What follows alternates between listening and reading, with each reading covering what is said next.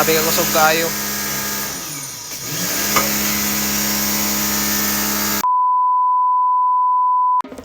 What's up mga boss, karong adlaw pa dulong ta sa babuyan. Wow. Kay ako i-flex ug ako ipakita sa inyo ang akong pressure washer na napalit. So, kaya na pressure washer goods ni sa kaayo kung hilig mo magwashing sa inyong motor, kanang self car wash ra, panghinlo kanang sa mga lumot-lumot sa inyong semento. Pero kaya ako gigamit na ako ni sa akong babuyan kay na ako'y nakapalit na previous na mga pressure washer pero dili magsilbi kay kusog siya kung i-dool, pero kung mo distance na og mga 5 meters din siya kayo makalimpyo. So kining ako grabe ng kalipay kay di na ako mahasog paglimpyo sa akong babuyan. So let's go. So naa natin sa akong babuyan, i-check na lang natong atong mga piggies. May mommy piggy, buntis na siya, 1 month.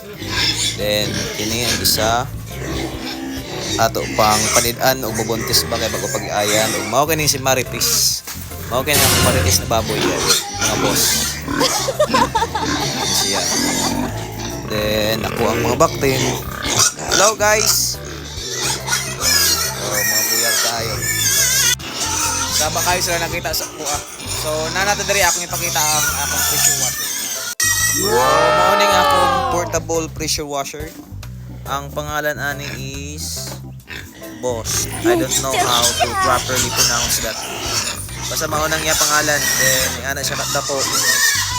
Ang kanindot ani kay murang maalsa-alsa. So atong testingan og unsa ka kusog. So ato nang gisaksak mao na siya. Then pag on ani mura ni siya. Wow! Then mauning iya pasirit sa taas kaayo di na kung lagi mo pasiritan madulitan gyud nimo. So diyan na guys, tan-ato og kusog pa. So i-testing nato sa lupa.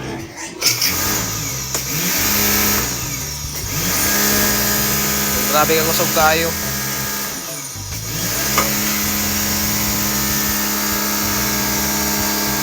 Mao nang iya makinami while nagkuhan.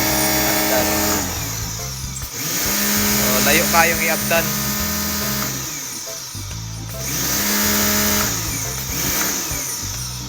Try nato diri sa baboy.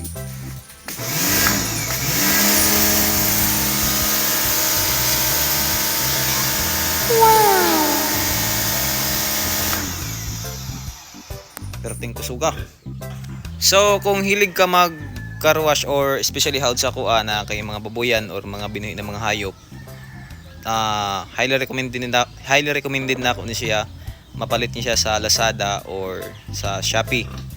Then tulo ni siya ka klase na gamay na idako. So kung ako sa imo, kung gusto mong palit katong dako kay para satisfied yun ka sa iyang agi.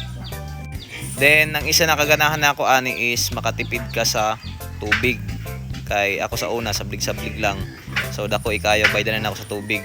So kini karon ang isa ka balde dugay na siya mahurot.